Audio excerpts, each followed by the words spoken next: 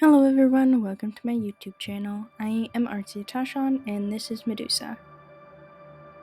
I really don't know what to say about my painting of Medusa, so I started looking into the history of Medusa and I found some interesting stuff. Now I've never really done a deep dive on who Medusa is, and I decided that I wanted to do that in this video. So this is kind of a Medusa story time.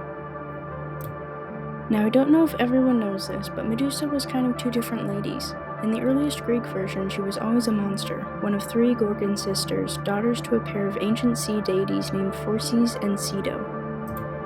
The Gorgons were not your typical monsters. They were born from two primordial deities representing chaos and the untamed forces of nature. Phorcys was often depicted as a sea god, while Ceto personified dangers lurking beneath the waves, like sea monsters and primordial creatures. Together they birthed these three daughters, who would become symbols of destruction, vengeance, and death. Talk about dramatic. Medusa, however, kind of drew the short straw. She was the only mortal Gorgon sister, as her sisters Stheno and Uriel were immortal, so in some ways they were untouchable. Medusa, though, was vulnerable, and that played a big role in the tragic direction her story would take. In early descriptions, the Gorgons weren't just snake-haired women.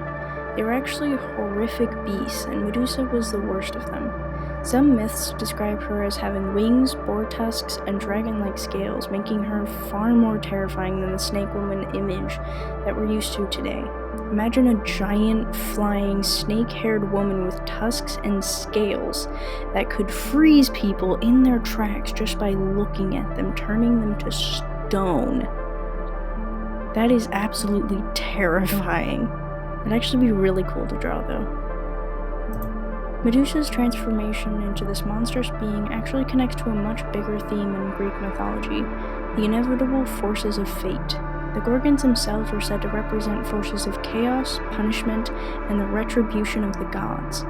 They were tools of divine will used to punish mortals who crossed boundaries or angered the gods. The Gorgons were often seen as agents of divine justice, but their justice was capricious and often brutal. Medusa's role as the only mortal among the three speaks to the mortal struggle against the gods. She had a destiny that was far beyond her control. Now, Medusa's story is often seen as a tragic fall. Everyone knows the version where Perseus, the golden boy of Greek mythology, is sent on a quest to behead her. But what's interesting about this is how Medusa's fate is tied to divine jealousy.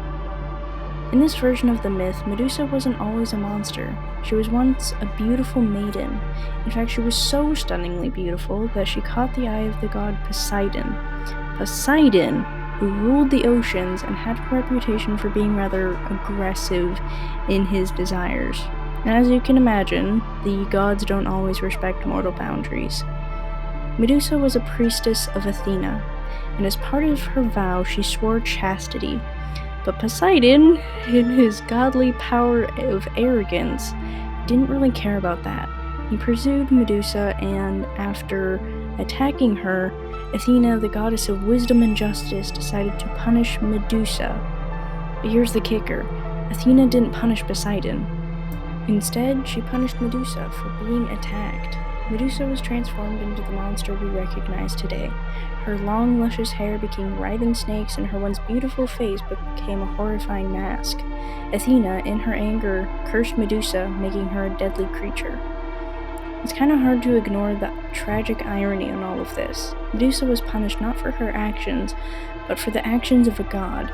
She was transformed into a monster for something that wasn't her fault. In this version, Medusa embodies the victimization of mortals by the whims of the gods, a theme that echoes throughout Greek mythology. Now, just like in the Greek versions, the story of Medusa's downfall is a classic tale of heroism versus monster, with Perseus stepping in to kill Medusa. The hero was given help from the gods. Athena gave him a shiny shield, Hephaestus gave him a sharp sword, and Hermes gave him winged sandals to help him fly. Perseus snuck up on Medusa while she was sleeping and used the reflection from Athena's shield to avoid looking directly at her, since, of course, looking at her would turn him to stone. But here's the interesting part. After Perseus beheaded her, two beings sprang from her neck. First, there was Pegasus, the famous flying horse.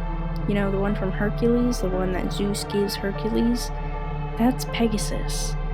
And then there was Chrysor, a giant who would later become one of Medusa's children, though the circumstances are still a bit unclear, as in some versions the father of these two beings is Poseidon, which adds to the strange and complicated nature of Medusa's story, as Poseidon, the god who attacked Medusa, is now part of the story and the creation of new life.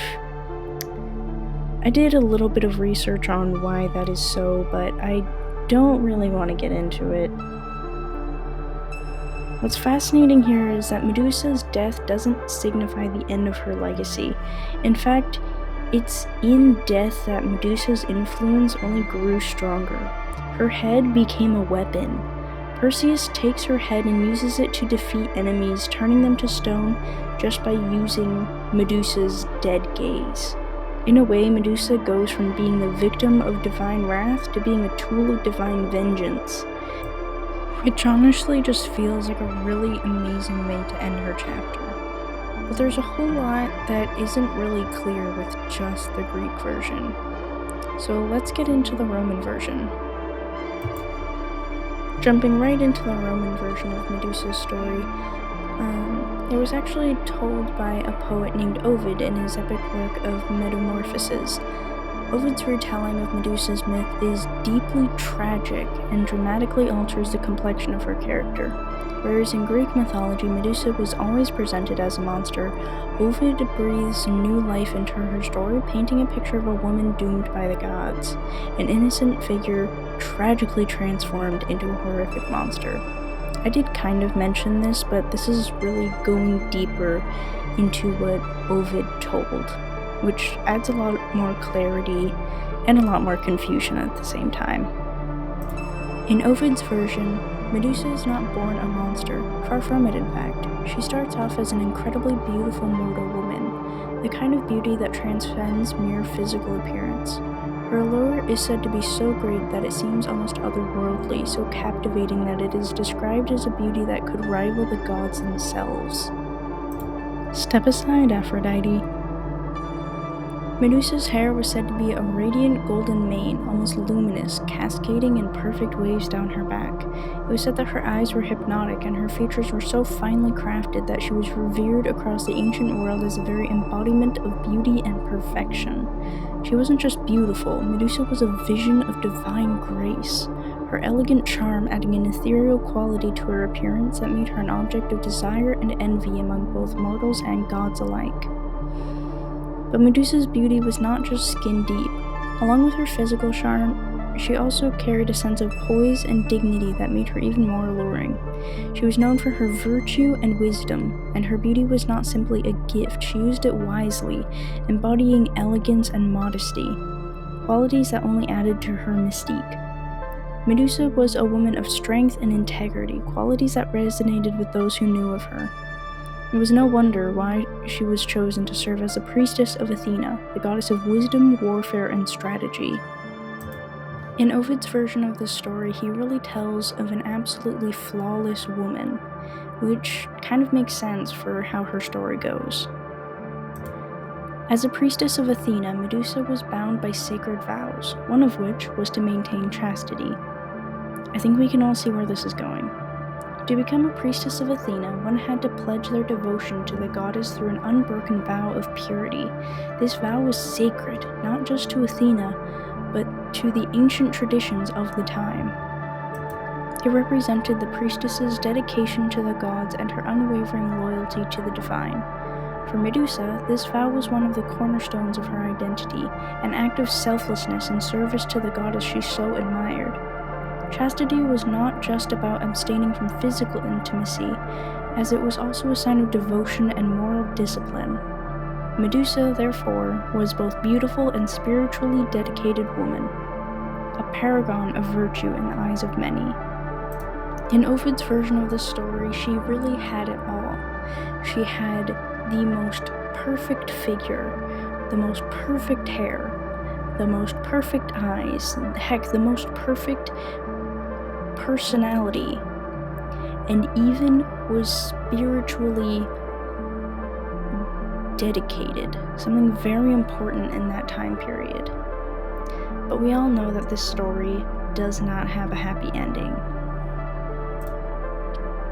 Medusa's beauty and piety made her an object of divine desire, and that's when things start to take a darker turn. Enter Poseidon from stage left, the god of oceans, storms, and horses for some reason.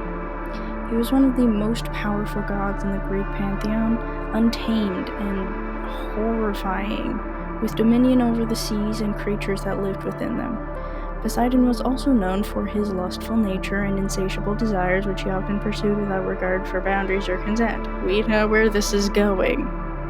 In Ovid's version, Poseidon sees Medusa and is immediately struck by her radiance, a true child of Zeus. He's completely captivated by her beauty, but rather than honoring her vow of chastity, he sets his sights on her. And we all know what happens. He attacks her in Athena's temple, a place which should have been sacred and untouched by the whims of the gods. However, they're petty and don't really care for each other very much. This moment is crucial in Ovid's retelling, as it not only attacks Medusa, but also defiles the sanctity of Athena's temple, a hallowed place. Poseidon's actions are not only a violation of Medusa's chastity, but also an insult to Athena, who is the goddess of both wisdom and warfare. Athena is the patron goddess of the temple, and she is furious that her sacred space has been so disrespected. The gods are known to be merciless when they are crossed, and Athena's wrath is no exception.